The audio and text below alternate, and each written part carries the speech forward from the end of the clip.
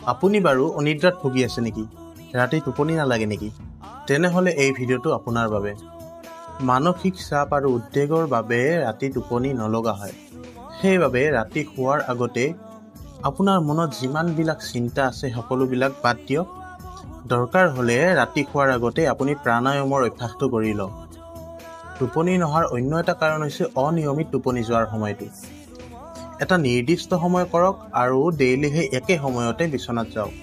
চাব আপোনাৰ টোপনি নিজেই আহিব। শুবলৈ যোৱাৰ 1 ঘণ্টামান আগৰ পৰাই আপুনি আপোনাৰ মোবাইল, টিভি, লেপটপ বা কম্পিউটাৰ ইত্যাদি চলোৱা বন্ধ কৰি দিয়ক। শুবলৈ যোৱাৰ আগতে কেতিয়াও কফি বা চাহ গ্ৰহণ নকৰিব।